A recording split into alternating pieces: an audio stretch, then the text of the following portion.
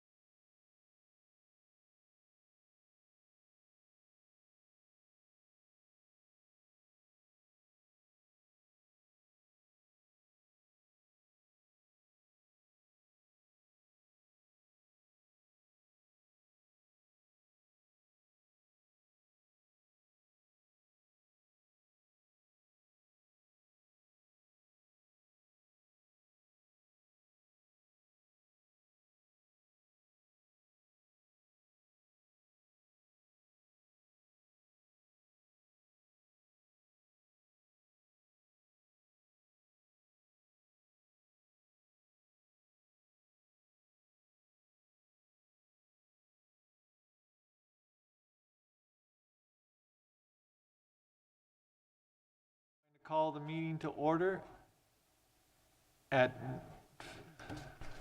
9:02. Do we have the echo taken care of? Okay. Okay, so this is the General Government Committee for October 10th, 2023. Special meeting today to deal with the ordinance. So I'm going to start with the Pledge of Allegiance, and Sarah McBurney, could you lead us?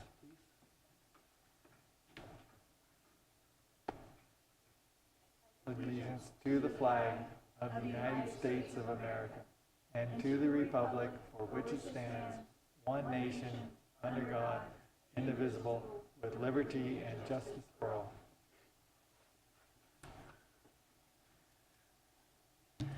All right, so good morning, everybody, and thank you for being here. I just wanted to start off by saying that I really appreciate all the input from the cannabis community, and then also the intentions of the county council's office, who really took the suggestions to heart and tried to make things work as much as possible, and also the cannabis department. So thank you all. I met on Friday for probably an hour and a half, and we talked about a lot of the issues that we're trying to address in these changes, and so I just appreciate everyone's good intentions on this, and it really helps to have everyone trying to figure out solutions to some of the problems that we have. So appreciate that very much. Supervisor Mulherin, any comment? Sorry, not at this time. I did want to just let the chair know and let any callers know that are on Zoom today that we will only be taking comments online that are relevant to the agenda, and we will not be taking any comments that are off topic or outside of the board's jurisdiction. And our clerk is prepared to make sure that everybody stays on track this morning. Yeah, certainly. All right. Okay, so, I think we're going to turn to the Mendocino Cannabis Department to have some opening comments, and also County Council's office. And thank you both for being here. Thank you very much, Deputy County Counsel Jared Schwass. If you don't mind, we'll just kind of jump right into the proposed ordinance changes, and we can start the open discussion. And I'll go through the changes. If you want to stop in each change, if people have comments, you want to pause at that point and have comments, or would you prefer it if I just go through the changes and then we can have comments totality? Yeah, I think it would be better if you went through the changes and then we took comments after that. Sounds good. We'll do that. I'll just share my screen real quick on Zoom. There's a way to do full screen. Go away. Okay. All right. So first off, we addressing the definitions section. Remove the definition of Attorney General's guidelines that is not referenced or used throughout 10A17. So remove that as a cleanup item. And then we go down. The same with the use of hoop house. Remove that. I know that there is a policy with planning and building that uses that refers to this definition. We are working with them to figure that out, to make sure that that definition falls within the policy still. And we altered the definition of mixed light cultivation. We removed the requirement of both natural and artificial, and then removed the last sentence that's included in the definition in the process of solely manipulating natural light. This definition better aligns with DCC definitions and license types that allows outdoor license holders to use light deprivation. And so we altered the definition of mixed light and outdoor to allow such a use. So this would grandfather those in that are using light dep, and they can continue with the same license? So for the grandfathering, that is going to be a policy discussion, and whether or not we want to codify that. In this draft as is, we hadn't explained or determined how that grandfathering will take place. But yes, the plan, the intent is to allow like current license holders to make a determination whether they want to continue to use the current, so if they're mixed light and they just do light dep, but if they want to maintain a mixed light license, that license will be grandfathered into the current definition. Yeah, if I may, Mr. Chair, we've had some internal discussions as to what might be most efficient, and really the goal is just to handle this in the way that's going to cause the least confusion and be the most efficient both for the applicant and for the department. I don't think that we've settled on what's the best mechanism just yet, but those conversations are ongoing. Okay, but that's the intent, The intent is to allow grandfathering. right?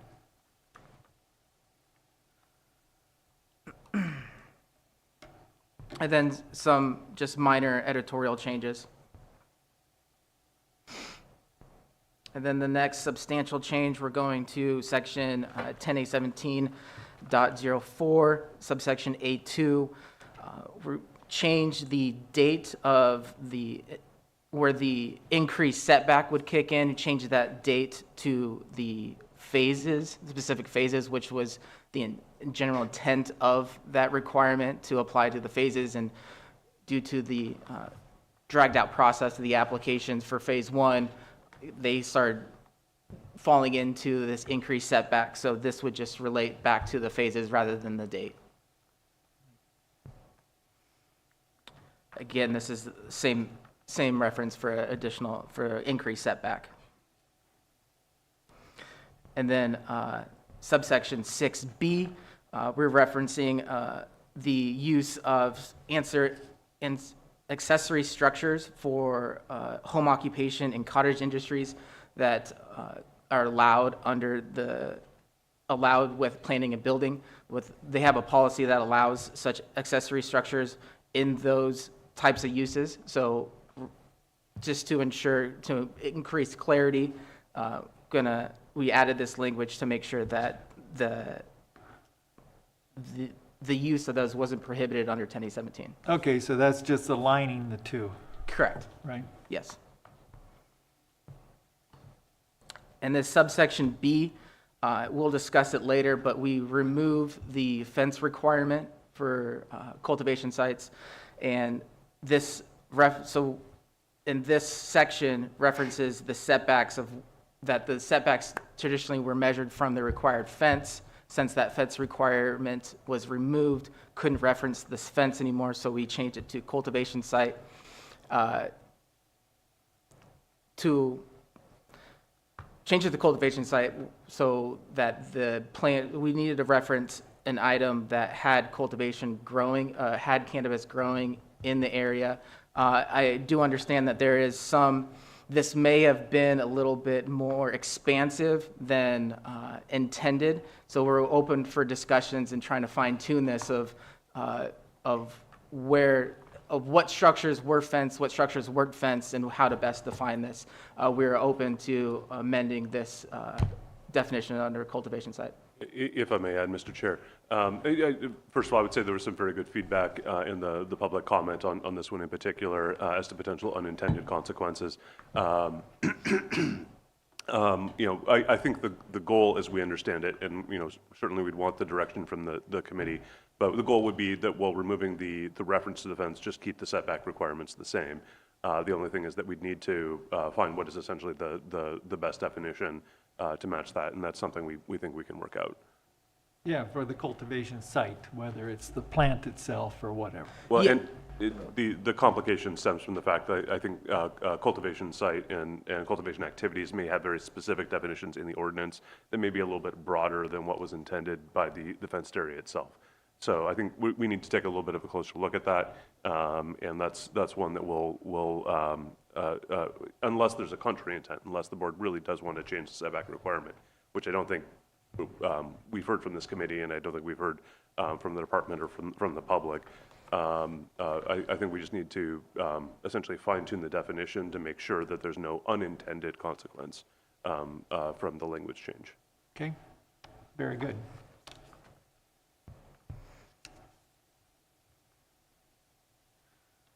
And then we move to subsection H, and this was the previously referenced fence requirement. We removed the fence requirement and we've referenced the security measures as provided under that California Code Section Regulations Title 14 Division 9, which are the DCC regulations.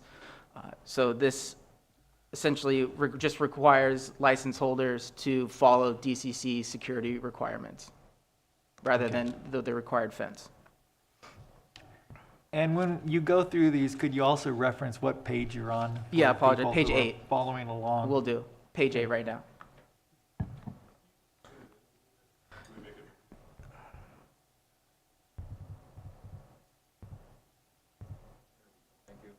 Apologies.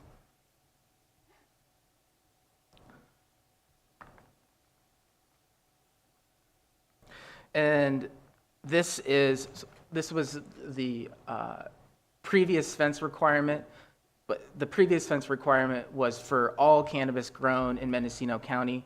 We made the change to license holders, which are regulated under the DCC. This requirement here are for growers, personal growers, medical growers for qualified patients that don't fall within DCC regulations. So we maintained that fence requirement for those individuals. Okay, so that's for personal use, and we're just trying to deal with commercial cultivation right now. Correct. Yes, Yeah. for commercial growers, they no longer require to have a fence. Since we couldn't reference any security measures from the state side for the exempt growers, we maintained that fence requirement. Okay.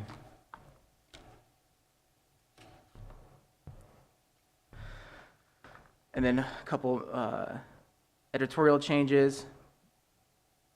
And we made changes to the types of licenses allowed. We're still on page 9. Oh, yeah, we're still on page 9. We made an alteration to outdoor and mixed light. We mirrored the DCC definitions. So outdoor moving forward would be allowed, outdoor license holders will be allowed to use light deprivation, whereas before they were not. And mixed light include those that use supplemental or artificial lighting. Light dep now no longer forces them into the mixed light category. And that aligns with the state. Correct. Okay.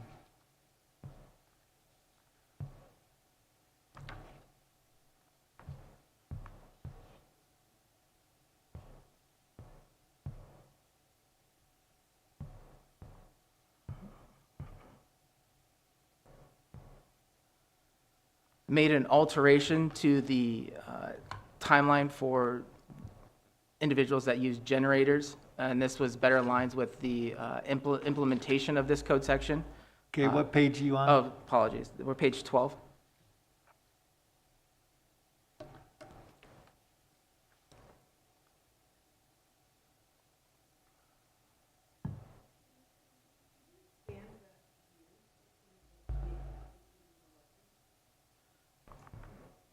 Is it possible to expand that more? Okay, so we're Page F1 12. on page 12. Correct. Yeah, so rather than referring to the date the application was initially filed for the timeline to begin for individuals to move off of generator usage for their main power source, we're now referencing the issuance of the CCBL. This in part didn't want to have the applicants and license holders suffer the consequences of the delay that was caused by the department as well. Right. So Since some people have been out there for years without a license issuance. correct. Okay?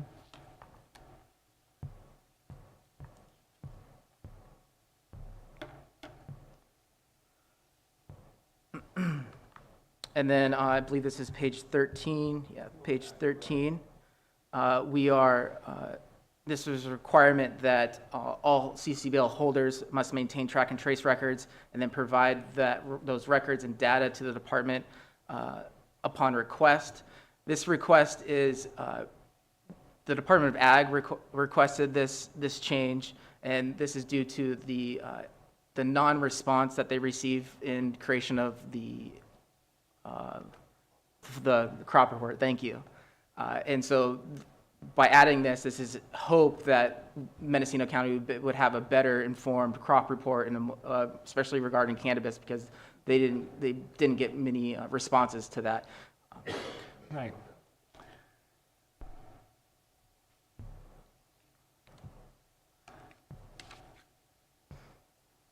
This is a removal of on-site or off-site component of the cultivation site cleaning act. This is a referral to the California Department of Fish and Wildlife.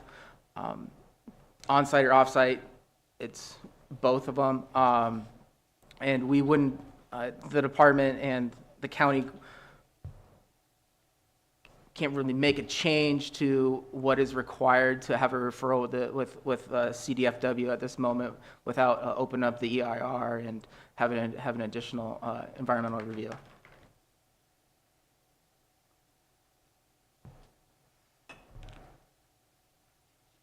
Editorial change.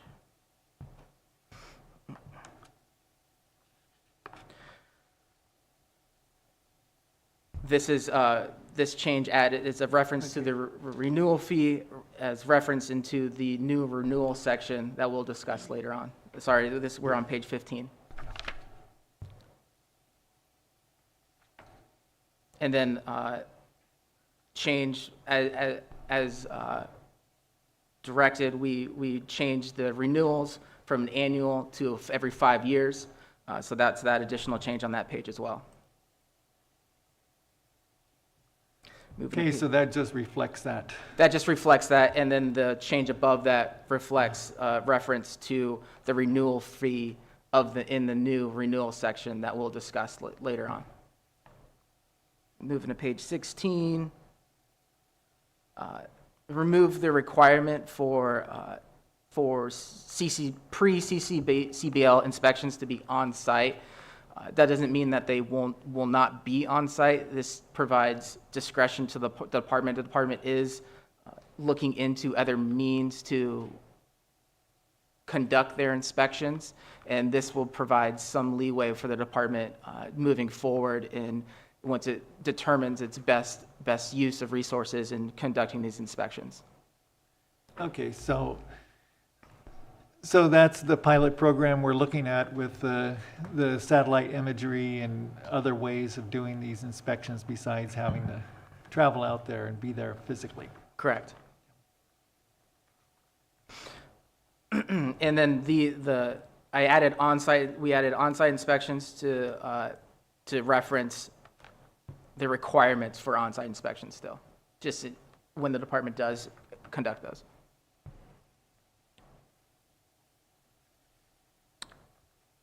Same with subsection Y3.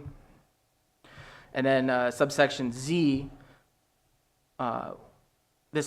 we made this change to allow the assignment of applications in addition to issued CCBLs. So now the ongoing applications, since they have been under review for several years, we are allowing now applicants to assign those, provided that they have either valid proof of prior cultivation and/or completed application. Prior proof of cultivation isn't required in phase 2 and phase 3, but those are still assignable with valid completion of the application.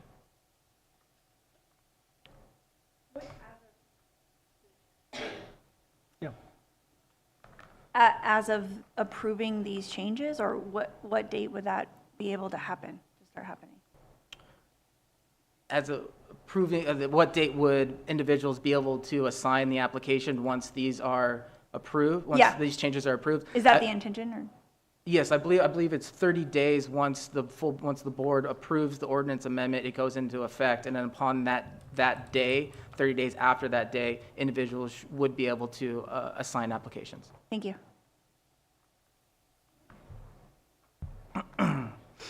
Moving on to page 17. Here we altered, again, changed the renewal timeline from an annual to every 5 years. And then we clarified what occurs if the department does not hear back from external referrals needed, because previously it stated that responses must be within 30 days, but there was no clarity of what occurs after those 30 days. Now there's clarity that the department may continue to process the application, given that the requirements of the chapter are satisfied. Okay, so if the department doesn't see any red flags, they can just keep going on. Correct. Well, Mr. Chair, I might, I might change the phrasing a little bit, which is that the department still has to make the determination based on the evidence that's submitted. Red flag might be not quite the standard we'd be looking at.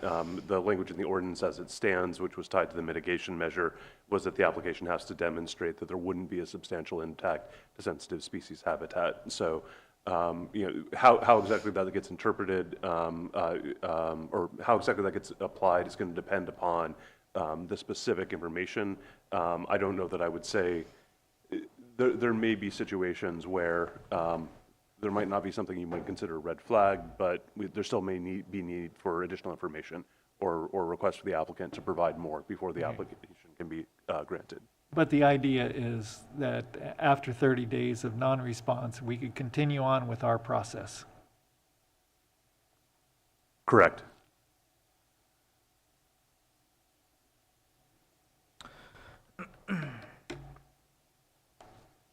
we'll move on to page 18. No changes on 18.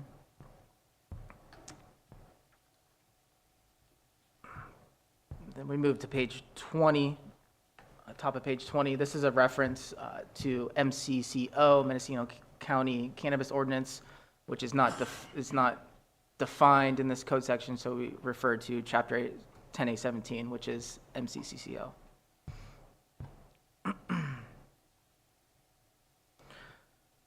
Farther down on page 20, we have a change to the compliance plans. Previously, the compliance plans were limited to 1 year. This allows the department to extend the compliance plans at 1 year intervals. They can, up to the department's discretion of how long the compliance they want to keep continuously extend the compliance plans. However, in order to provide these extensions, there must be a good faith showing of efforts to correct the violations. Okay, so if a person gets a compliance plan for a year, they're not able to complete it, but they show good faith, they could, it could be extended. The department does have the discretion to extend it. Discretion. Yeah, a year, and then, so then they would have to extend it every year following that as well if they continue to have troubles coming into compliance, as long as they can show a good faith effort of coming into compliance. Right, yeah. I know that advocates had asked for a 2 year, but I think that this 1 year, and then if they're making a good faith effort, then we can, continue that. That seems like a reasonable approach. Continue on to page 21, editorial change to see. And with those compliance plans, then in some cases, you'd have to be working with planning and building services. In some Right. cases, yes, that is some violations that they would need to correct. So there's kind of that collaboration too between MCD and PBS to make sure that the compliance plans are being followed or need for extension. Correct. The department can work with the planning and building to follow up with the compliance plans and follow up with the efforts as well. Okay.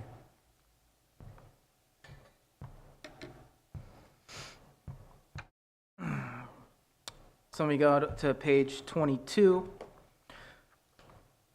we've changed the timeline for the CCBLs from 1 year to 5, and then the creation of this additional section regarding CCBL renewals in order to timely renew a CCBL, a completed renewal application in such a form prescribed by the department, and a renewal license fee shall be submitted to the department no earlier than 60 days before expiration and no later than 5 p.m. on the last business day before the expiration.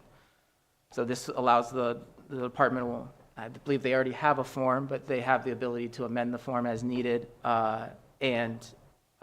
We have this window. The rollout of the 5 years, we're still working on the rollout to potentially stagger expiration dates. And by limiting the window that individuals can submit their renewals, that staggered expiration date will therefore stagger future workloads as well. The CCBL renewal application will contain the name, the number and expiration date, mailing address, documentation of any proposed changes to any item listed or provided in the original application that has not been reported to the department through the modification process provided by the department. So this is a requirement that if any changes have occurred that haven't previously been submitted to the department through the new modification section, that this is a time the individuals will need to present those proposed changes. And these are proposed changes as well, so changes should occur upon approval from the department. Okay. Going back to the staggering, Yeah. that my understanding for the reasoning for the staggering is so that we don't have, in 5 years, we have a heavy load for the department to deal with, so that it kind of balances it out, spreads it out throughout that 5-year period. And then, so I know MCA had some ideas about using the last numbers of the permit or something to that effect. So I think that the department is looking at some of those ideas about how to stagger it in a fair way so that people understand exactly, why they might have a shortened renewal period at first, but then after that it would be into the 5-year cycle, right? Yes, good morning, Sarah McBurney, Senior Program Manager with the Cannabis Department. That is correct. The staggering would be to just allow the consistent workflow throughout that 5 years and not have any bubbles within that workflow. Additionally, I do want to add that for the 5-year renewals, the department would like to add a more regular review within that 5 years for our applicants. And just want to make sure that for the ordinance, it doesn't require an ordinance change, or if it does, are we able to have operational latitude within the ordinance to allow these reviews within that 5-year period?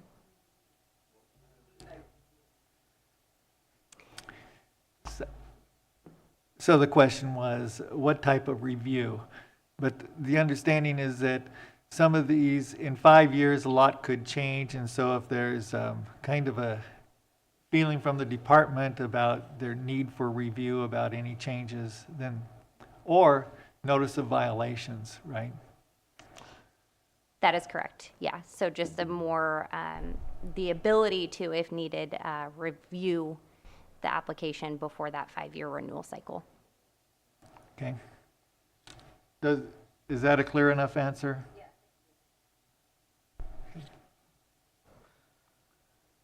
So in addition to the additional documentation of proposed changes, the CCBL holders will also have to submit an attestation that all information provided by the department is accurate and current. And then we added modifications section. So the department does require modifications if any proposed changes do occur. We are now codifying that in the ordinance that requires individuals, CCBL holders, to submit a modification with the department if there are any proposed changes to items that they previously submitted under the application to the department.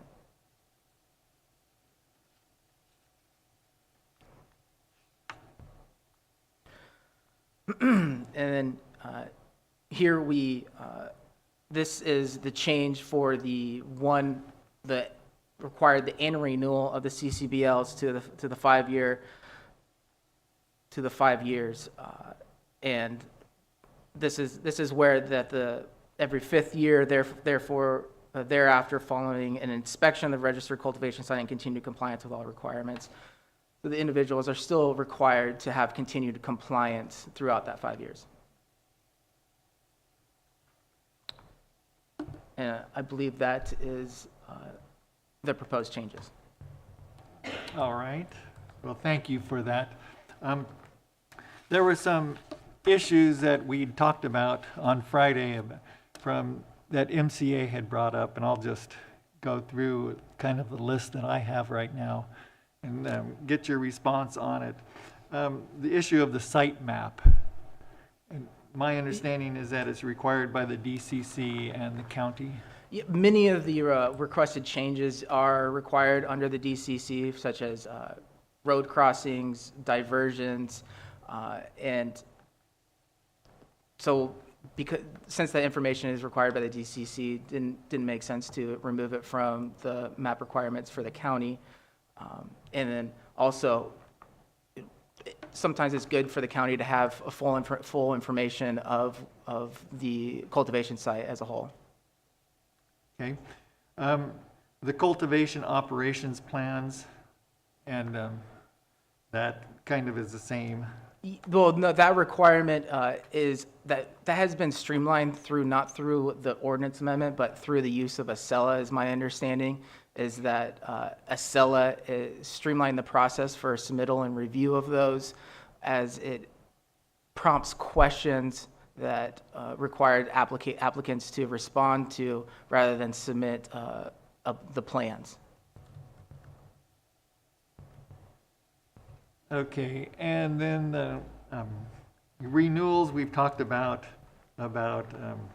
getting to that 5-year, but also allowing the department some discretion on reviewing throughout that 5-year period, right? And then the deniability of a permit. Yeah, there were requested changes and alterations to the denial section of the code section, and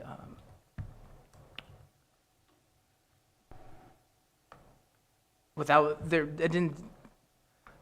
didn't see a benefit, or we didn't see a benefit to the department to limit its ability to deny an application if it sees fit.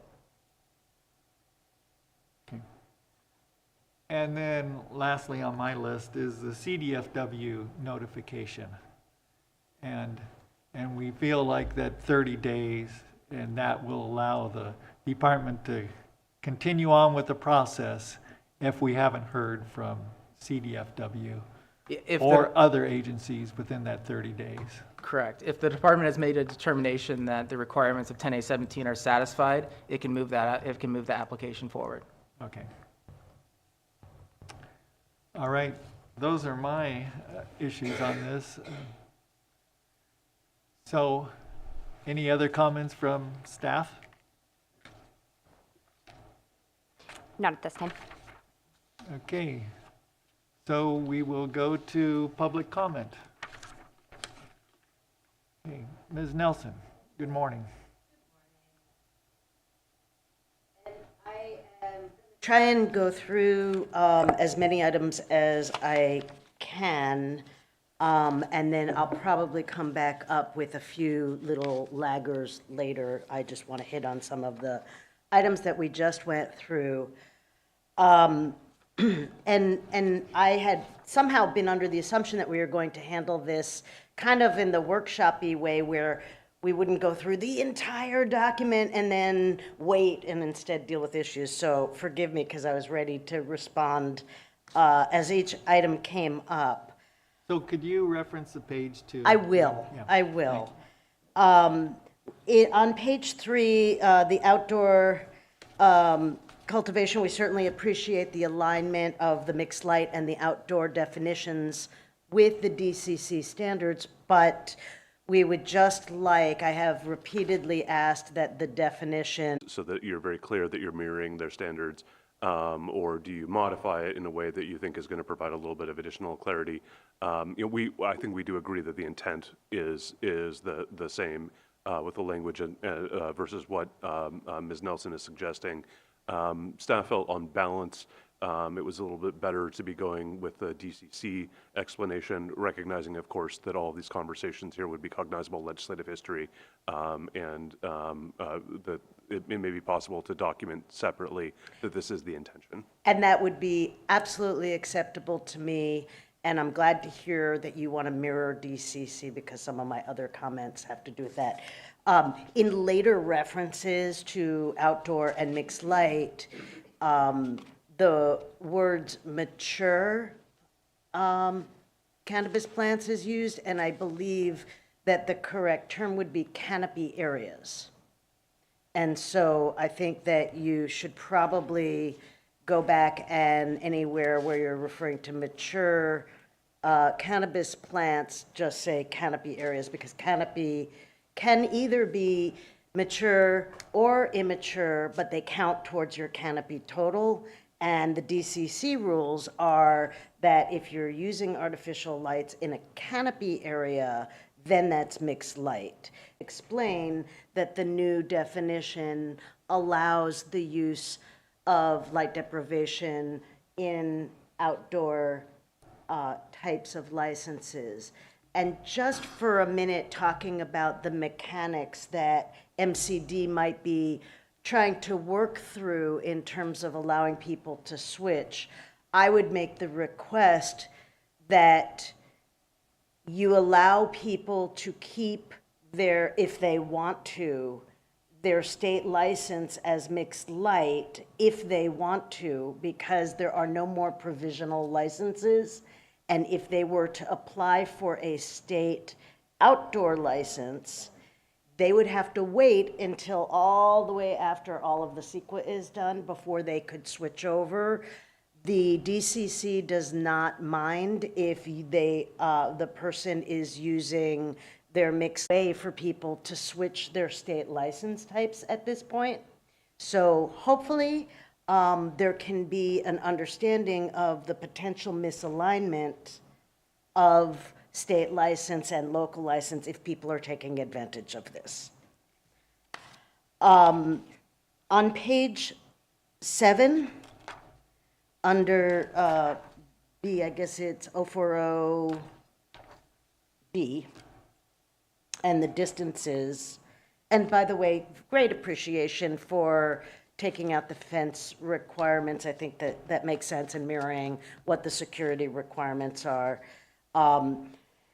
Excuse me, I would suggest that instead of using the term cultivation site, and I appreciate the expression earlier that you're open to suggestions, I'm suggesting that the location from where the distance is counted should be the canopy or immature plant areas.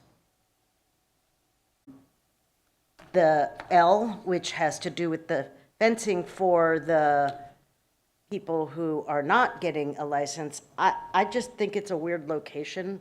I'm just going to suggest that you put that in the section that deals with the exemptions to having to have a CCBL.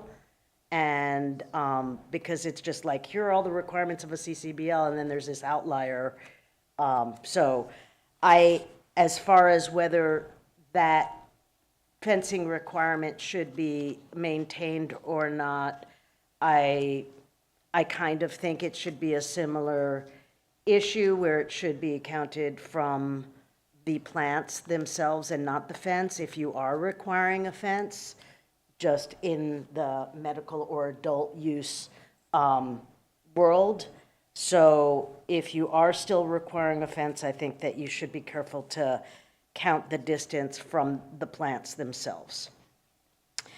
I already mentioned on page 9 also are references to the mature cannabis, and I'm suggesting canopy be used, canopy area, and those definitions of the types. And same thing on page 11.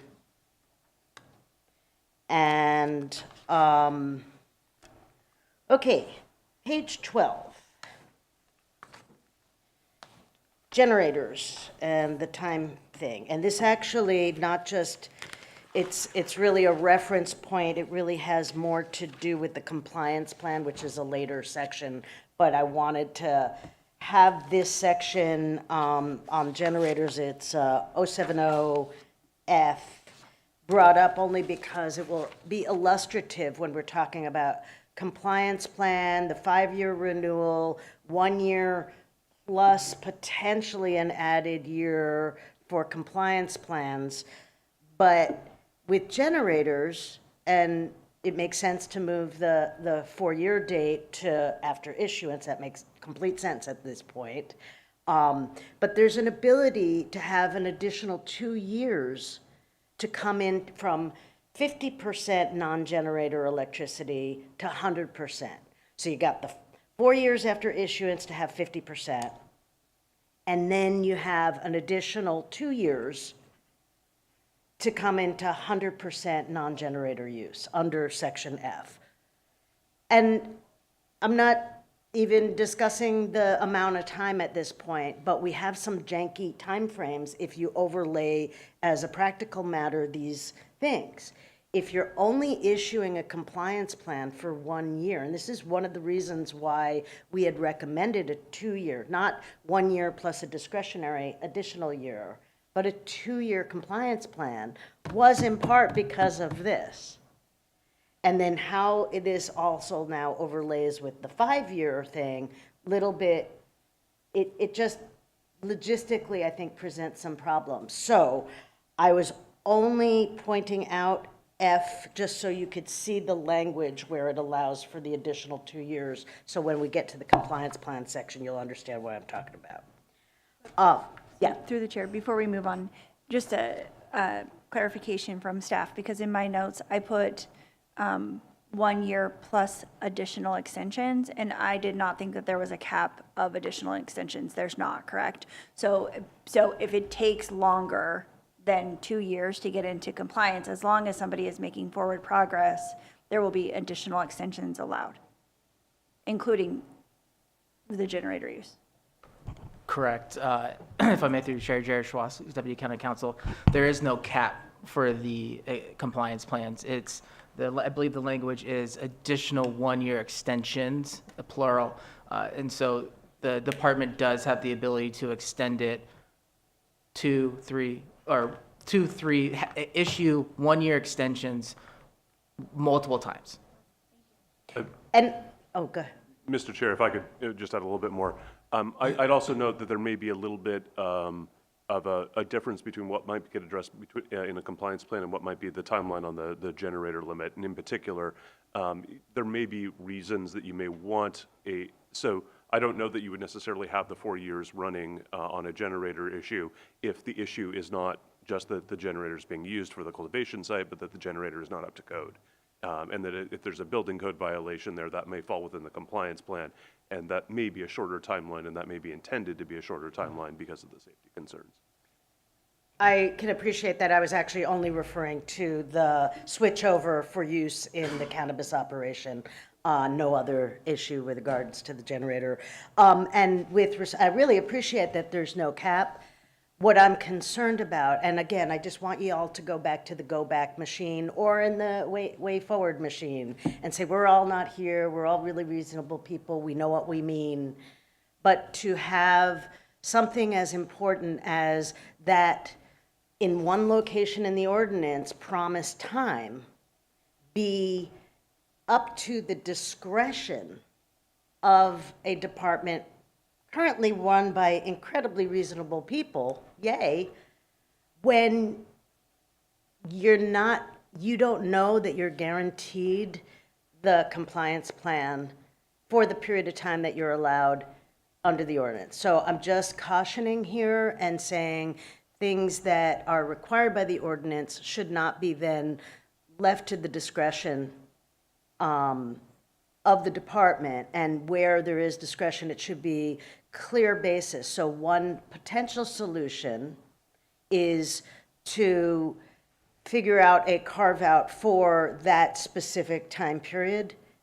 Again, not touching the other generator issues that might be problematic, but just this conversion period of time, and saying that any person that is receiving a compliance plan of which it is noted that they need to, whatever time left to convert, they're given the statutory amount of time. And that might be the reasonable solution. The other thing I just want to note, too, with respect to something that Ms. McBurney said, oh, that's later in denial, I'll wait till I get to that. Page 13, G, that's the track and trace, and I certainly appreciate hearing that this was the request of the Ag Department, but there are just a plethora of reasons why this is a bad idea. First, it would require training, and the cost of training in the metric system for whatever staff has the ability to provide that information. When you look at metric stuff, it doesn't necessarily make sense to the person. It also doesn't necessarily reflect what the Ag Department is trying to get at. If the Ag Commissioner is interested in compliance with reporting in the Ag Report, then perhaps the county should consider having all business licenses report crops as a mandatory part of the renewal of their licenses, not just cannabis. But it just seems like a very poor idea to wade into track and trace, a system that is very specialized and does require training, and adding a whole nother component and time for the CCBL holder to have to explain things just because the staff or the Ag Department or whomever doesn't understand it. I think that that's really a bad idea, yeah. Skipping on to, and by the way, I just want to say that, you know, reasonable information is part of the application process, and the department can ask for additional information. The department, however, should not be doing the bidding of the Ag Department. I want everybody to report, but it shouldn't be stuffed into a mandatory ordinance. Excuse me. On page 16, I'm really interested, and I really appreciate the ability to make reassignments for applications, especially given how long we've been at this. And I totally can appreciate that we want to make sure that the application that originally was applied for and that is now being reassigned qualified. Like, that makes sense. You don't want to reassign things that don't have the basic components of the preliminary qualifications, such as the proof of prior, et cetera. But I'm thinking that the way in which Z1C is framed, is worded, might need to be wordsmithed a little bit so that it is clear. First off, there are different phases of applications that might be assigned, and they have different requirements. Phase 2, for example, has no proof of prior. Phase 3, you can't start cultivating, so that might be a condition that is listed there, that you can't actually cultivate for Phase 3 until after the ultimate issuance. Mr. Chair, if it may help, we already flagged that section for some additional work. We you. just didn't have the time to get that done prior to publication of today's meeting. Perfect, thank you. On page 17,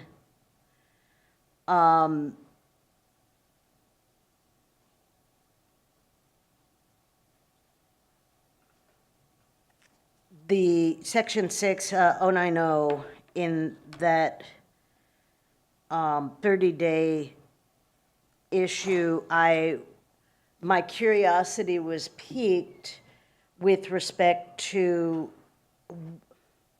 the difficulty of moving an application along if the 30 days has passed, and the obligation of the county to ensure that there's a less than significant impact of the project, something that is actually determined, you know, in a kind of different process. And so I guess I would ask, as that is developed, again, I'm looking at things that are left up to some inarticulable standard or criteria, and everywhere that we can list an articulable standard or criteria, and perhaps it's in policy, but I have been concerned that in past administrations, some discretionary item has been decided in a way that didn't necessarily match an even-handed and reasonable approach. And so to the extent that we can identify how, I appreciate that there may be times where just because 30 days has passed doesn't mean that the application shouldn't be looked at for the impact, but it's tricky when you have a ministerial permit. And so I would ask that some attention be paid to a corollary policy or procedure that doesn't necessarily have to be promulgated in the ordinance, but that is absolutely not developed later, but developed now in conjunction with the ordinance, because I could see where it could be problematic.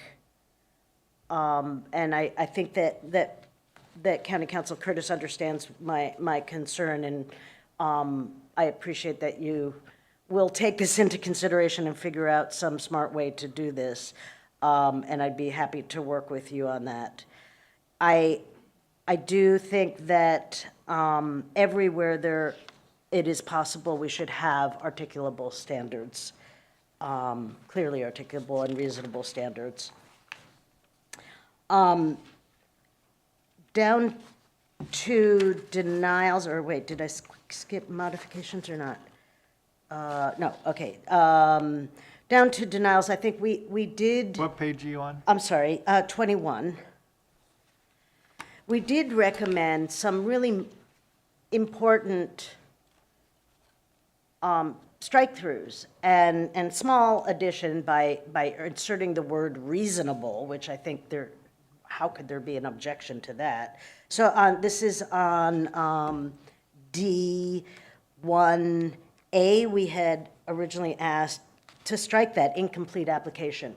I have had clients, I have a client right now who literally got their 6th request from MCD because the standards keep changing, the definitions keep changing, the training keeps changing.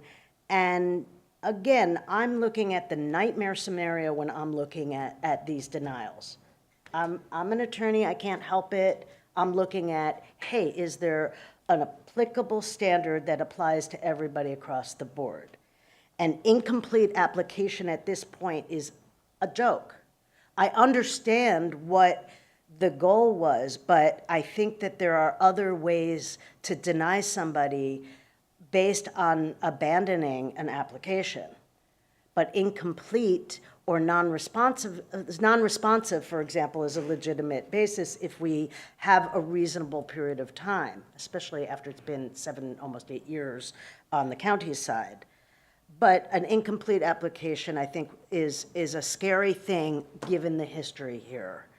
Under B, little b, D1, little b, I'd ask that the word reasonable, within a reasonable time frame, be inserted, because what's happening now is I have some clients who haven't heard from the department since they did the first portal. So again, they hadn't heard from the department for 5 years, and then we're all of a sudden asked to completely resubmit everything, ran and did that, and now they're being contacted for the first time again and being asked to provide things in 7 days.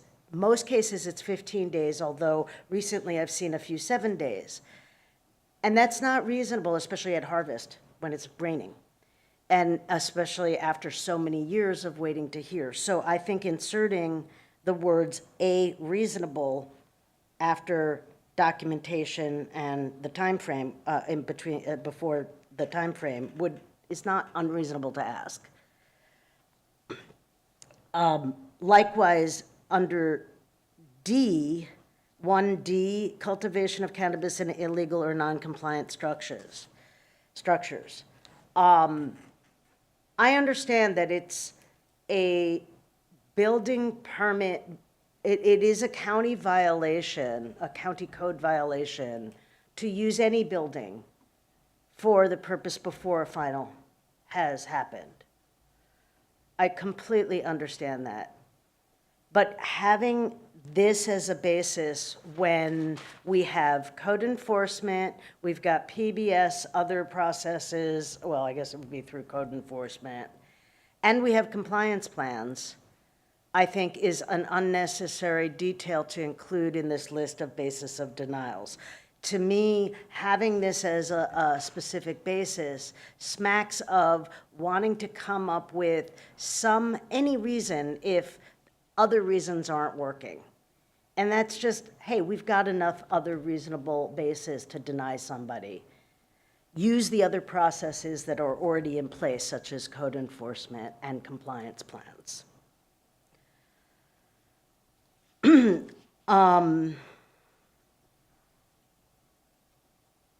I continue to be concerned about compliance. If a compliance plan is not viable, I think that that's imprecise language. I again would love standards. I completely appreciate the thought behind it. This is under D2.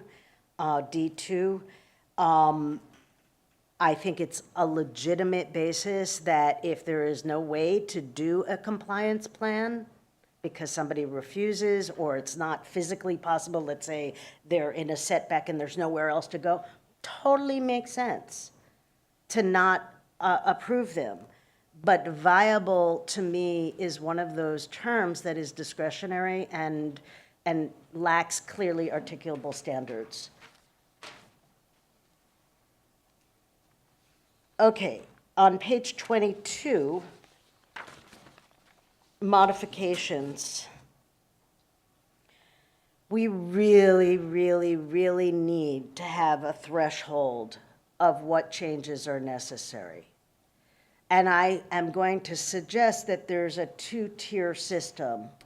One is a notification system where for things that are not affecting canopy or immature plant size or permit size or having a major environmental impact of any kind, that those are just a mere notification requirement. A document is submitted to MCD through a seller, whatever, saying this is how, I'll give you a really good example. I used this little shed over here for my ag chemical storage. Has a nice floor, it's got a closed door, it's all secure. A storm cracked through the roof and oh my God, it's gonna cost me more money than it's worth to use this. But I have this other shed over here, I just wanna take my ag chemical storage and move it to this shed. I'm not really changing anything in terms of my operations other than the storage. I need to add a water tank. I don't need a building permit for it. It's just additional storage. There are certain things that should not require an actual modification.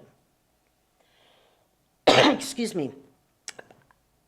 That should be a notification, and then other things, there should be modifications, but we should have a list. And I think that we recommended in our first round a list of things that should meet the threshold of modification or not. We did it in conjunction before the 5-year renewal came up. But this gets to Ms. McBurney's issue of wanting the capability of reviewing things. If you make notification and modifications mandatory, then you have no problem with respect to reviewing things in that 5 years. Anytime somebody files it, or there's also no problem with code enforcement actions and other actions subjecting the materials and the site location to a review. So having a catch-all ability to review in between the 5 years is not really necessary if we really have a modification process that works.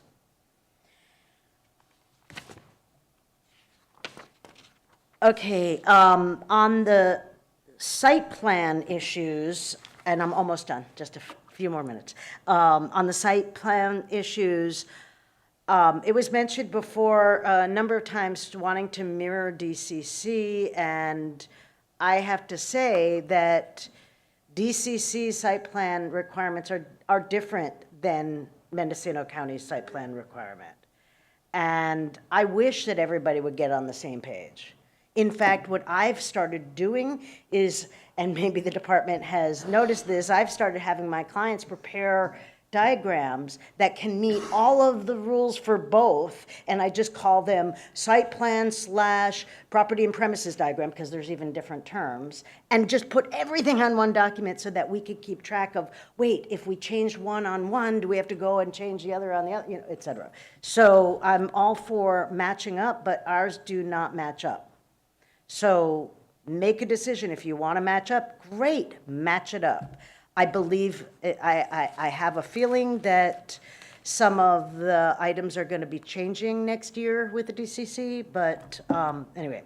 With respect to cult and operations plans, and I appreciate that ultimately, eventually, no, I don't even see this, what is dubbed as streamlining by using Acela is actually an enormous, huge, colossal time suck.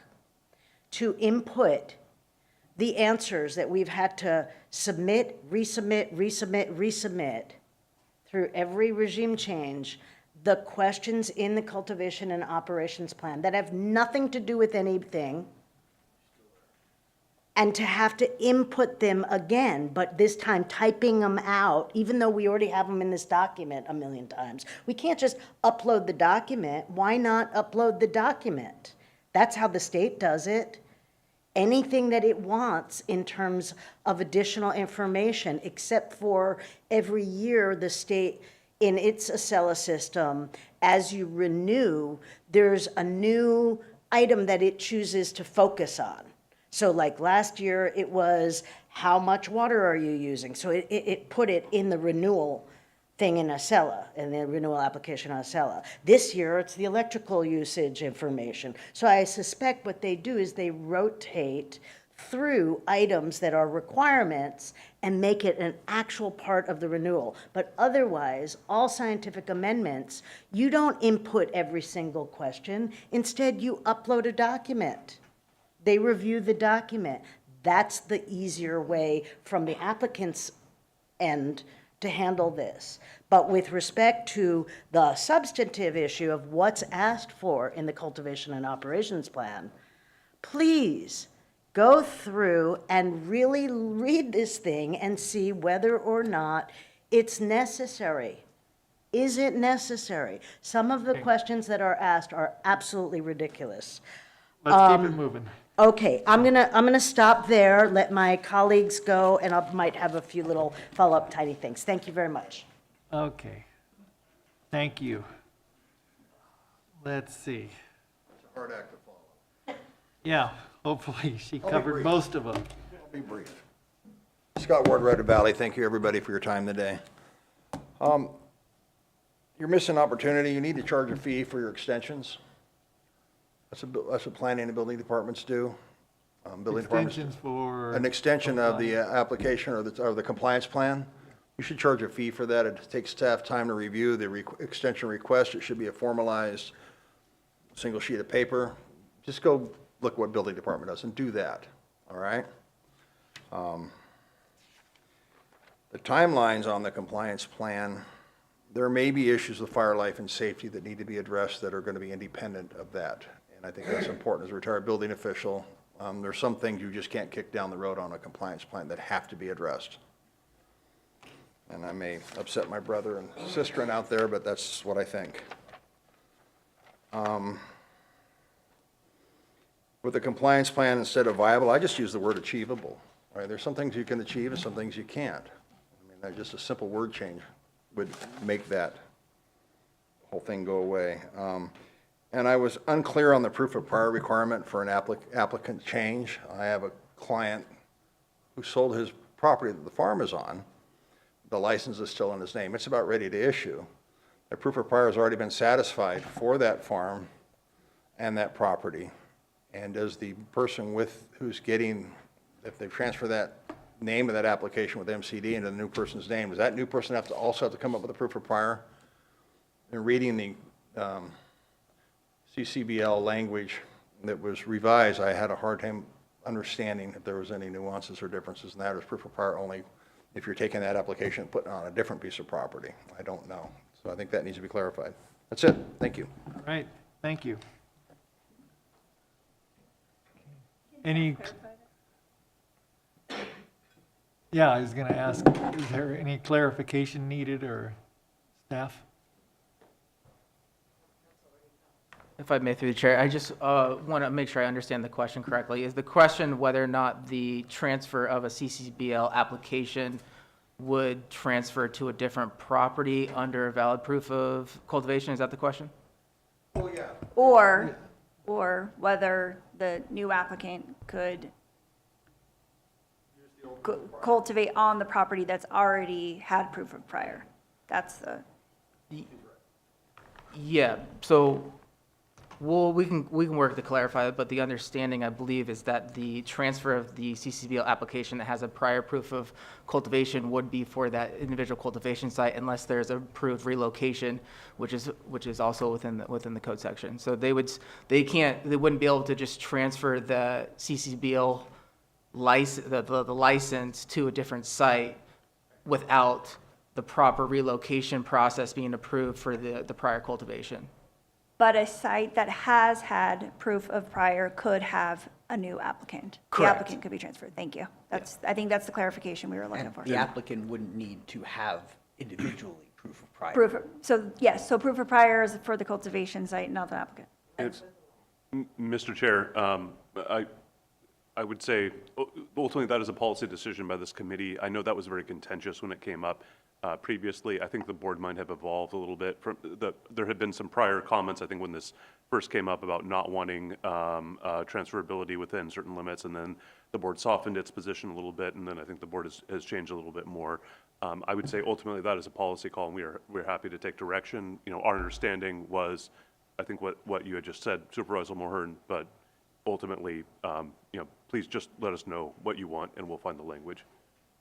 Well, it seems like that transferability was kind of a hot issue for a while, and the board decided to go with transferability. And so certainly with the CCBL, seems like that issue we should continue on in that vein. Is that enough guidance? I believe so. That sounds like I've got the same sentiment from both members of the committee. So, Hello, supervisors, county staff. Michael Katz, Executive Director of the Mendocino Cannabis Alliance. Related to that question, it's just to be clear that there's no requirement for the new applicant to have any kind of proof of prior, and that direction be provided, because this whole idea is that people have been struggling through this process, and if they're able to, you know, find somebody who does actually want to continue to invest in this business in Mendocino County and a location that has proof of prior, that should be encouraged. If you'd like me to be clear, then that is my intent. The cultivation site is already disturbed, and I think that, yes, the process of having proof of prior and being able to move to a different site has evolved with our inability to expand cultivation in ag areas and other ways in which we tried to move forward cannabis cultivation in Mendocino County. So yes, to just clearly state my intention as we move forward. Thank you, Supervisor. I really want to thank my colleague Hannah Nelson and Scott, but Hannah really did an incredible job, obviously, with everything. I don't know if we're going to get answers to some of those things. I did see a lot of note-taking, so that's good news because, there's a lot in there, and as we proceed in this process, we would want to make sure that these ideas are discussed and that if there are responses to some of these questions that maybe are, we don't agree with that for whatever reason, that we can have that back and forth still as we lead to whatever is the next iteration of this language. Just want to highlight that. Yeah, just for clarification, I think that staff will probably need time to process a lot of this. And it will come back to the GGC regular meeting on the 25th or what, if that's the date. Spectacular.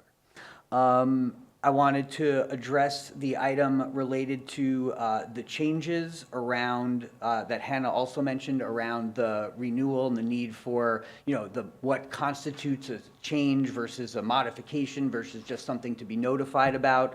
If we are trying to prescribe a way for this process to be streamlined now and moving forward, then every definition that we can provide will enhance that streamlining. So the avoidance of some of those definitions is a little concerning, and we're definitely open to continue to finesse the language, but really want to get as much of those protections in as possible. And that also relates to the question about the deniability. Council Schwass indicated that there was not seen to be a benefit to the department to limit its ability to deny an application, and I would argue that that's not the point. For this, the point is to protect the applicant from potentially having their application denied for a reason outside of reasonability. And so having all these different safeties built in, and with the new understanding of the department that we're trying, and the county, that we're trying to keep as many people in the program as possible as we move this forward, protecting those operators who are trying by adjusting some of this deniability language and the violations language that we provided, I think would be beneficial.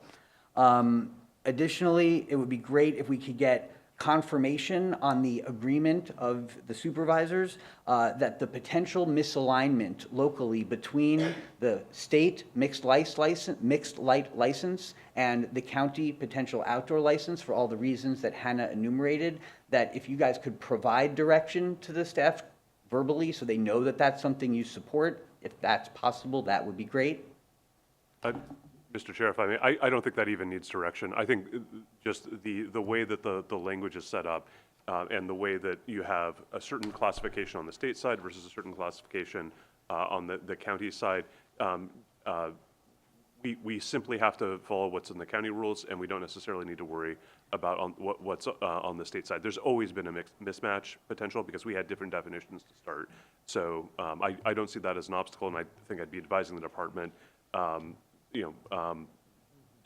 don't worry about that as long as it's compliant with whatever it is on the state side. My only point regarding that is that I am aware of people who were required to get an additional license from the state. The department said, you're doing outdoor and you're doing mixed light, but it's just light deprivation, but we need you to get an additional license from the state and reduce your 10,000 canopy of outdoor or mixed light and have 5,000 with the state as outdoor and 5,000 as mixed light because of that. So that's something we want to avoid. And so if any language needs to be incorporated into the ordinance to make sure that that never happens, that's what we want to see. Okay, we'll talk with staff. Okay, great. And I think that everybody else got everything else. So thank you very much. Thank you all for your diligent notes, and look forward to additional conversations. Thank you.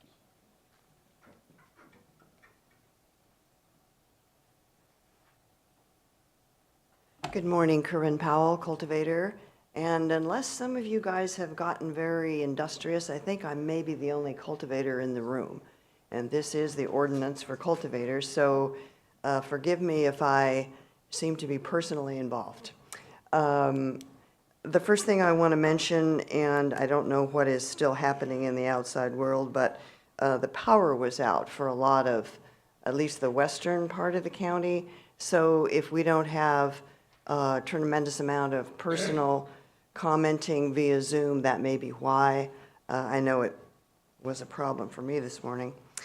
But as a cultivator, I know that many of them don't come to these meetings anymore. I believe they are well represented by MCA and with private consultations with their professionals. I don't think they see the need. I am of a different mind that if the cultivator's voice isn't heard, it's not always understood. So to that end, for the first thing I'd like to mention is regarding the track and trace request. From the cultivator's point of view, track and trace is a total nightmare. The information inputted is very hard and time-consuming at the get-go. Then you have the constraints of what happens to the cultivator's product once the distributor takes it off the farm. And that is the only way the product gets into the supply chain. That is the legal method. The cultivator presents a manifest. The manifest includes the product that was sent to the distro. After that, we don't have a clue what has happened to it. The distro does not always tell us if they took it to a particular retailer, to a manufacturer, and half the time they don't pay you anyway or pay you in a timely fashion. It is not going to provide any kind of information that would really be of value that the cultivator has access to. So please keep that in mind, number one. Number two, just a sidebar here. Probably County Council Curtis may be the only one of county staff and supervisors here who was engaged in the county when we had two track and trace systems. We had the county system called SIPCA, and that was imposed on us before the state selected a track and trace provider. The SIPCA system at the county level went on for quite some time. It was total duplicity. It was charged to the cultivator, and eventually no data was ever used from the SIPCA system. So just so you know, cultivators have a very bad taste in their mouth when it comes to the county being involved in track and trace, because the track record has been so poor here. Thank you. I would, in terms of specific issues with the ordinance, I will ask again that once a CCBL is issued via an administrative or use permit system, that the term for their CCBL is the same as anybody who went through a normal application process without the need for other use permitting or administration. Right now, I know they're longer, so that's my point. We talked quite a bit in description of amendments to the ordinance regarding the department's discretionary policy change capacity. And I would request that when changes are forthcoming, surely there will be significant conversation among staff, and that any of those discretionary changes, whether it apply to the application process, the review process, whatever it applies to, be noticed in advance via Canon notes, so that everybody has an opportunity to adjust, question, and perhaps then readjust whatever some of that discretion might be applied to. Acela has not been easy to use, just so you know. I have an inspection this afternoon, and I've been talking to the planner who will inspect, and I can't even find what is in my quote document file. He can see it, but I don't know where to find it. I can't find it. Could be just me, don't know. But it's not an easy thing to use.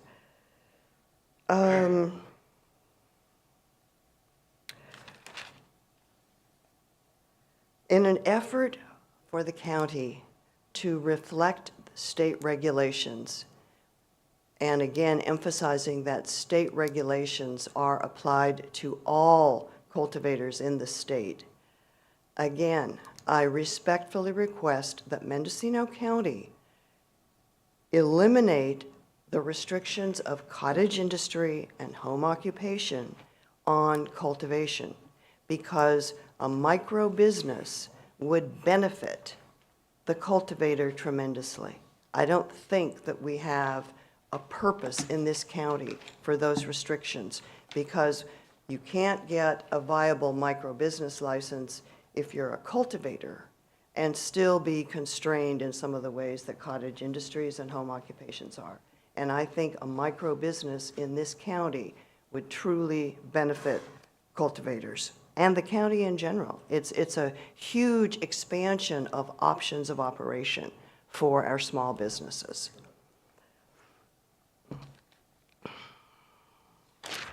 And last but not least, I would like, second to last but not least, I would like to inform all of you, if you're not aware, that Governor Newsom vetoed Assembly Bill 1207, and that was pertaining to cannabis flower labeling, which was passed by the legislature and would have required that a small business would have restrictions on the images in their labeling. For example, no human images or renderings of a human image, i.e. a sort of a cartoony rendering, or fruits and vegetables couldn't be used in packaging.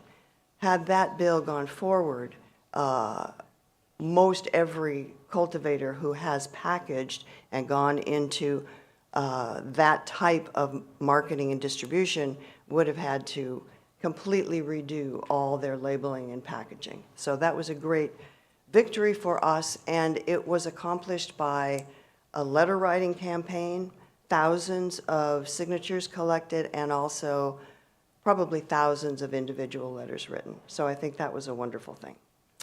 And now lastly, in the most recent and the second MCD meeting, there was concern from farmers that I spoke to that we are potentially in a difficult dichotomy of policies, procedures, and priorities, whereas there has been supervisorial direction that our objective in the cannabis world of Mendocino is to get applicants and license holders to their annual license with the state.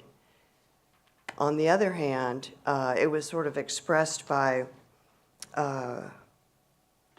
Deputy County Counsel Jared that a priority from his perspective was not that changes were necessarily for the benefit of the applicants, but rather for the county to streamline their staff needs and their costs. Now, annual licenses and county costs are not going to always be mutually compatible. So I think we need to make it very clear if a choice comes up that we all know why and we all know what the choice is. So thank you very much. Okay, thank you.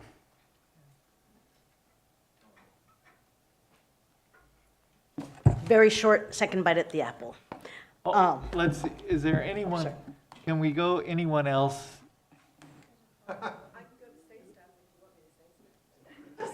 Okay, we have one person online? Okay. Oh, We're we going could to- wait for the online, yeah. Let's go to the online. Sure, and- sure. Okay. Okay, phone number ending in 8120.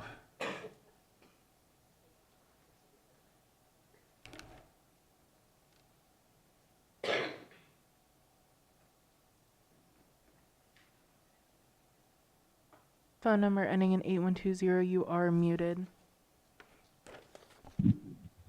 Hello, good morning. This is Susan Tibbin. Good morning, Susan. And want to make sure, good morning. Wasn't sure I had reception or not. Thank you so much, and thank you for this opportunity. Susan Tibbin, lovingly and legally. There's a real concern, and it's not because we doubt the veracity of the regulators or of the department, but the idea that we've gone to a 5-year renewal rather than the 1 year is understandable, but it seems like there's sort of a blank check on the part of the county. So within that 5-year window, what's going to trigger a reinspection or a change of mind or a change of rules? We'd really, really appreciate that being a little more codified. Many things change during 5 years. That's probably the poison pill there, but be that as it may, we don't want that just a blank check on anybody's part. We want to know what is going to trigger a reinspection. Is that a complaint, a change of rules, etc.? So if that could be codified, we'd very, very much appreciate it. Thank you. Okay, thank you, Susan. Paul Hansberry.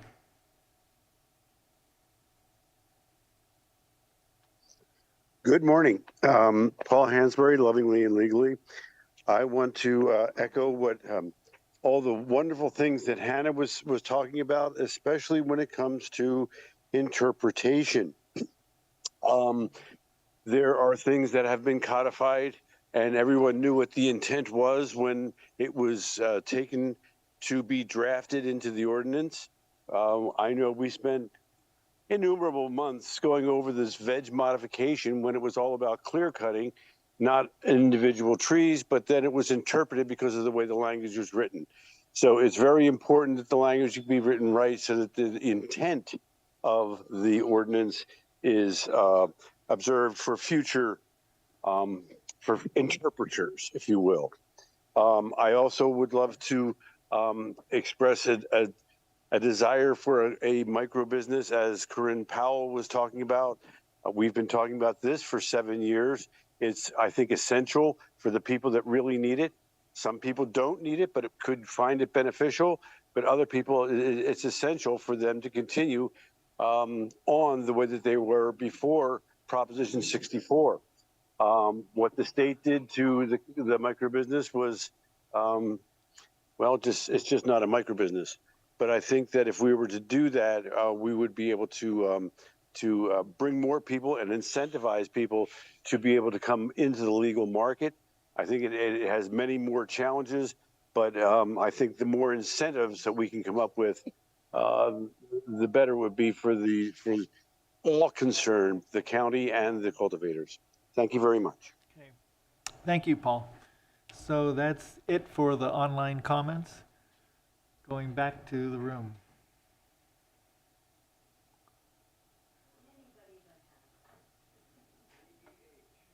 We're going to have T-shirts made. Anybody but Hannah. Okay. Just 4 really quick things. The hoop house definition being removed, I think that's great. It should, however, be codified in planning and building regulation, because there is no definition anywhere.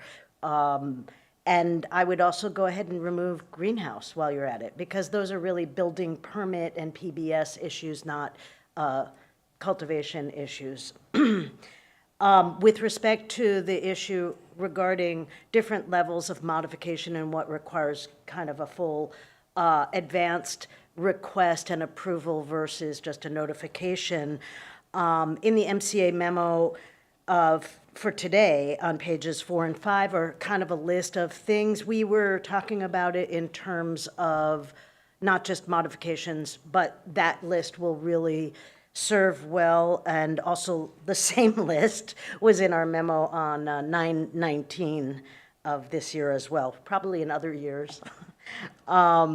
So just to have a look at that list might be helpful as you're enumerating over the difference between types of modifications and what would require and warrant a full kind of review and application process for the modification versus a straight notification. And I think that could also serve for the trigger of a more streamlined renewal process versus a less streamlined renewal process as well. Another example besides the ag chemical storage is the list of inputs. Like as it is now, there's a separate page of the type of soil you use, the type of amendment you use, whatever. And I think that as people change products, that's not the kind of thing that would warrant staff review, as long as it's meeting California standards. There was an issue with regards to section 090, and let me find, it's on page 17. And this has been language in there that I've objected to for many years, and I'm asking to please reconsider. And that is that the application for a notice of application stay, the language says based on inactivity by the applicant, but I implore you, and again, maybe this is less relevant going forward in these years, but still, I think that for any reason, if somebody has to halt the application process, they should be allowed to. It's on them that they might not be able to get a state license or whatever, you know, that's on them. But they should be able to halt that process. And that made me realize, so I would just strike based on inactivity. Really, it's just that the applicant can apply for, apply for a stay of the application. And that made me think of, gee, this is great, we're moving to a 5-year renewal, but we need to perhaps look at the following sections. And I apologize, I didn't think of it before right now, but there may need to be more significant on-ramps and off-ramps for fallowing. And again, if it's not tied to, like currently, every December, and I hope the department is getting ready to issue reminders to people, that if somebody wants to fallow the next year, I think that the fallowing, entering, and exiting might be able to be combined with a modification process. So I think we want to relook at that, and in light of this excellent change to every 5 years. That's it. Thank you very much.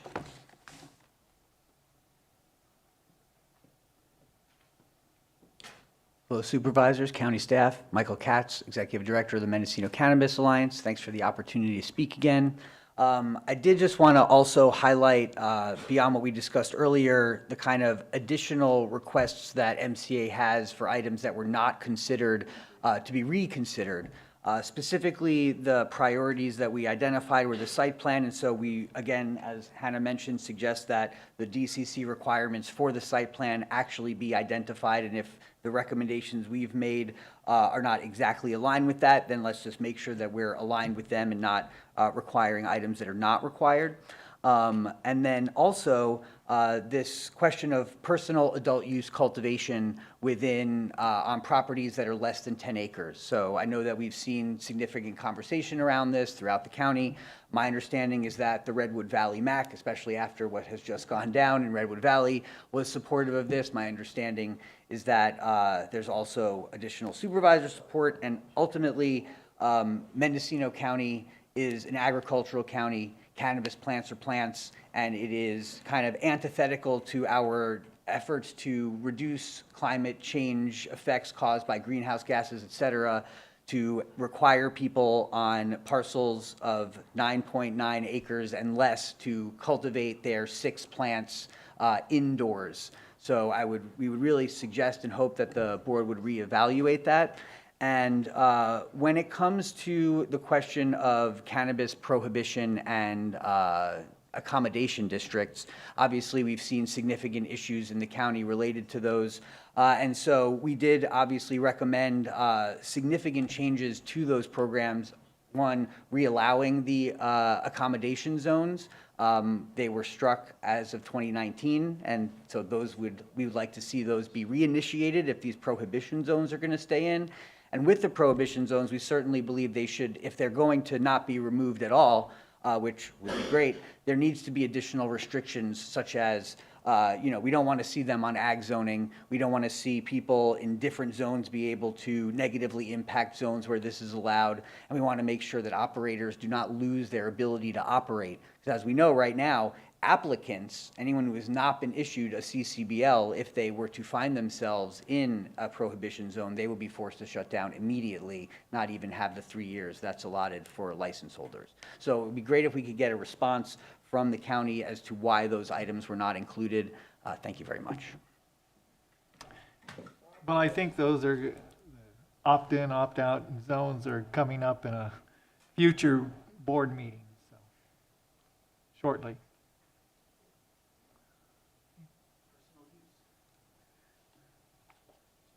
And the personal use, yeah, well, we're just trying to deal with the commercial cultivation at this point. So. But the ordinance deals with personal use. It's included in the ordinance. Right. But that's what we're dealing with. Okay, any further comments? Mr. Chair, there was something that was brought up I'd like to come back to in terms of the renewal versus modification, and in particular, whether there be thresholds for some items to not require modification. As it's currently structured, essentially anything that would be a change to the application is required to go, or would be required to go through a modification process, which means that someone would need to submit it and then have it approved in advance. As I understand the proposal, essentially the idea is that there may be certain lower level of changes that may require potentially notification of the department, but not an approval process, not necessarily an application process. In my mind, the most sort of extreme example of that would probably be if you're changing your mailing address or you're changing the contact information for where any notices should go. Conceptually that could be done rather than through a modification process, through some sort of notification. I guess I'd want a little bit of direction from the committee is if you'd like us to explore this. The easiest way from an ordinance drafting standpoint to do this would likely be to put in a provision that would give, and I know Ms. Nelson had expressed hesitation about discretion to the department, but discretion for the department to be able to set up sort of a category of items and to build upon potentially a category of items that were considered to be small changes, unlikely to sort of substantively impact the operations that could be reflected through either an update at the time of the renewal process or some sort of notice of change. I would think that if we are talking about, for example, a change in contact information, you probably want that to be you don't want someone to wait 5 years. You want that to get submitted in a timely manner so that you're able to let them know if there are any issues. That would be sort of the simplest one for us to do. I think MCA had suggested a few sort of categories, but even those were relatively narrow or small in terms of the range of situations that may come up. I guess my question would be sort of what's the pleasure of the committee, or what's the direction you would be leaning in terms of implementing something along those lines? Yeah, my feeling is that, that notification might be easier for the department and for the cultivator. And so whatever we can do along those lines would be beneficial. Supervisor Mulhern? Thank you for the question. I do think that there are probably things that are very simple changes that would need to come to an application that don't require modification. So I would appreciate seeing a breakdown of that list if possible, but also I believe, to county council's point about giving staff discretion for some very simple modifications that don't really have substantial changes to the cultivation area in particular. If the committee would like, we could maybe, and we don't have a whole lot of time before we're coming back to the committee, but we could put together some language that would contain both maybe a handful of examples, things that the department, and we'd look at the suggestions from MCA, believes may not rise to the level of needing a modification, but then have some catch-all language that would allow the department to establish a bit more as they run into those practical issues. Yeah, we don't have that much time before the next GGC, but if that could happen, that would be great.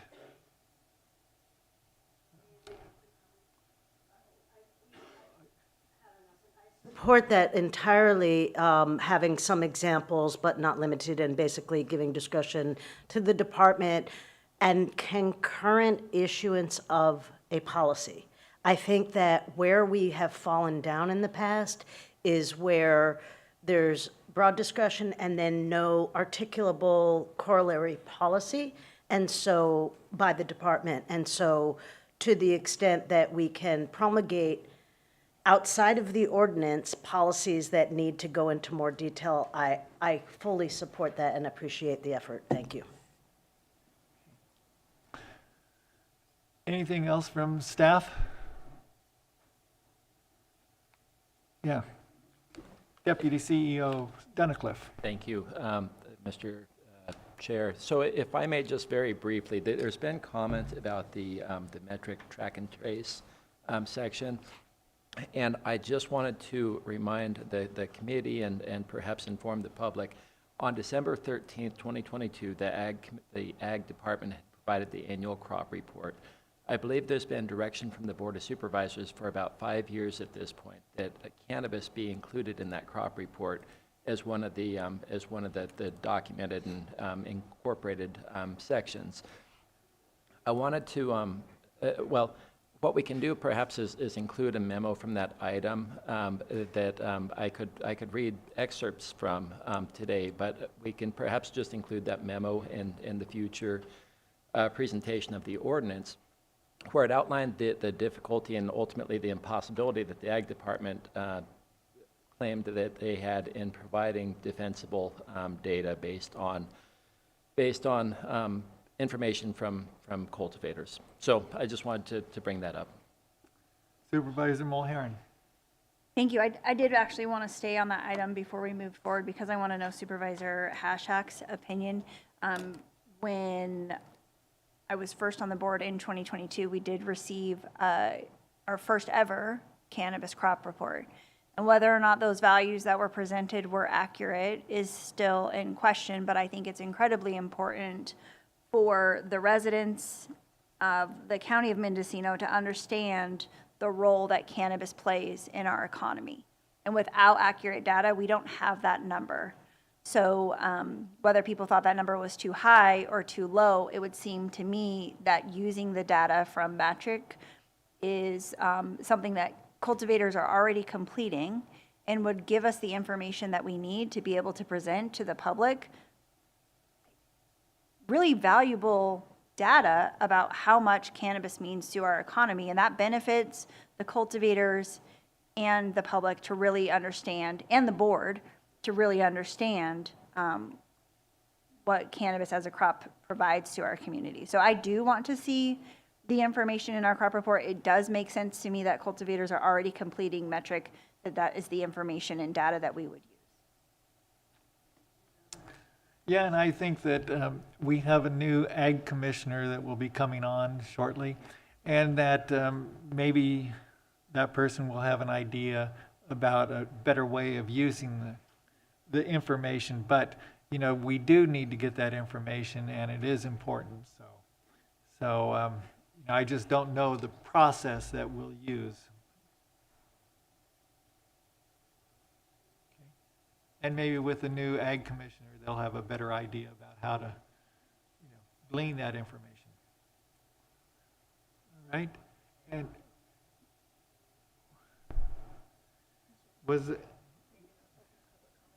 well, hold on. Was there any other comments that we needed to make about the research and development or any of that? So if I may, through the chair, I don't know, so there have been discussions within the department with county council about research and development, and the fact that we're seeing the canopy area designated toward research and development, and trying to figure out how we incorporate that into the existing county cannabis regulations. We believe that it nests very neatly within and nursery. So there, I don't think that there are any changes that need to be made to the ordinance. From the department's perspective on this, there may at most need to be a determination from the MCD that that the research and development requires a nursery license and fits within nursery allowable canopy area. Okay. Very good. Mr. Katz.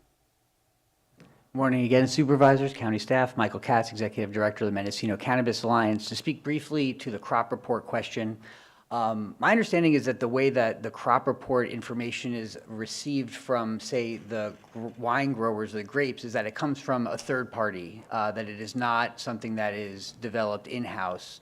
And MCA has been supportive of the county's efforts to gather this information, and in fact has on multiple occasions sent out requests for the information that the county is seeking to provide that to the county for use in the crop report.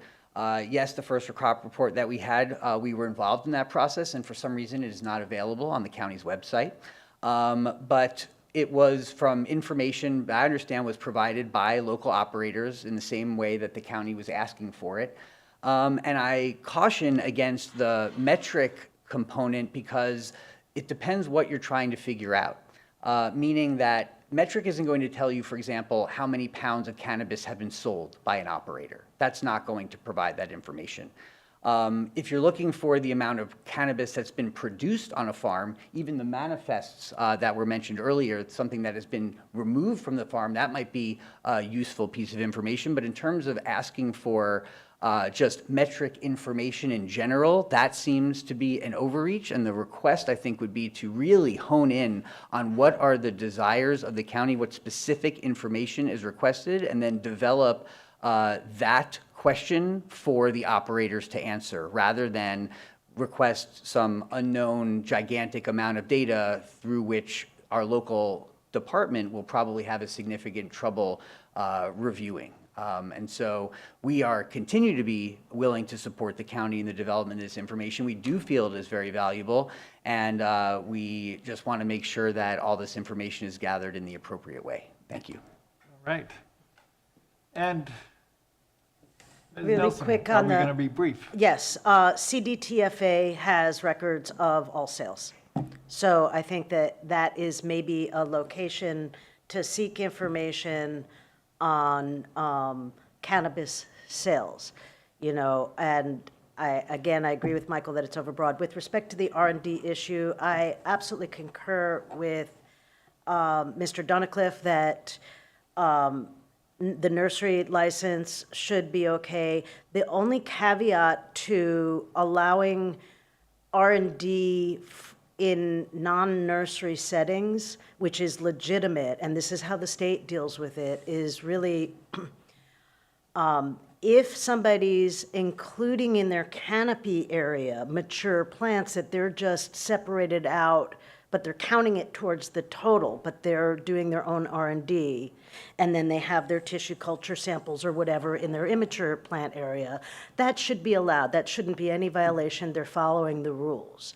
It's only about if you have a nursery, can you bring plants to maturity, because a nursery is about immature plants, and yes, for an R&D area, and how the state handles it is you just designate what's R&D versus what's not, and that's how it's handled. Thank you. Okay, thank you. See, we have more online comments, so Susan Tibbins.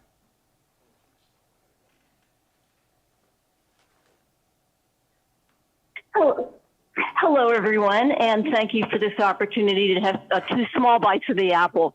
With regard to research and development, with regards to really codifying how valuable cannabis businesses are to the county and how much more valuable they could be, I'd like to second the call for an actual micro business in the county.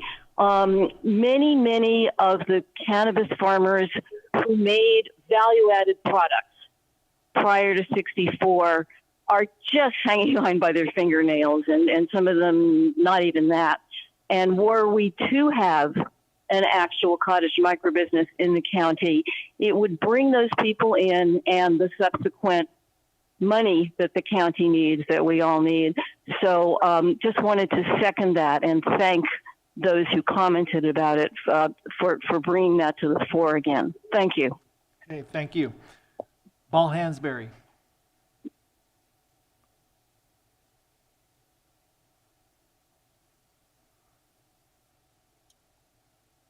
Hello, this is Paul Hansberry, lovingly and legally. Regarding the track and trace, I just want to go on record, like Hannah and Michael have, that you are, consider yourself warned. It does not make sense. It's very onerous. It's counterintuitive. It's not going to give you what you want.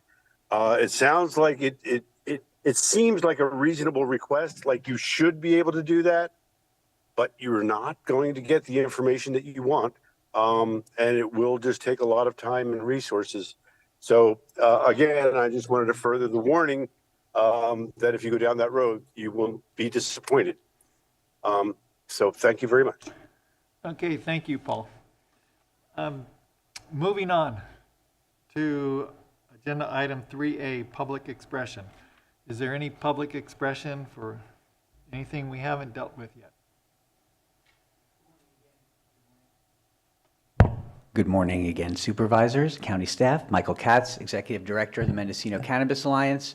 MCA submitted again this morning for this meeting our recommendations to the county and the department for the next round of LEAP funding.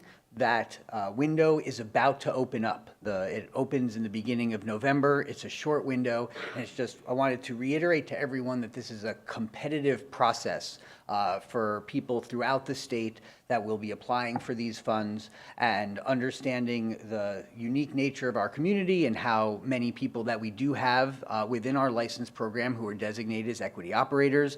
Every point on this application will count. So we are certainly here to support the county in developing that application and are looking forward to having that happen on the sooner than later side, understanding that that window is coming up. Thank you very much. Thank you. And also, and that's round 5. That's round 5. And also, to reiterate what Corinne said earlier, I want to thank you, Supervisor Haschek, and anybody else who sent a letter to the governor requesting the veto of AB 1207. This was a bill that was pretending to be targeted to protect children, but was really an attack on the identities of our community and other communities who use their likenesses to differentiate themselves in the market. And so it is a victory for the cannabis community that that bill was vetoed. SB 540 will give the governor and the DCC plenty of ability to continue to adapt labeling based on science, but it's a great victory for our community to have that vetoed. Thank you. Right. And I sponsored the local ordinance about banning flavored tobacco products and such.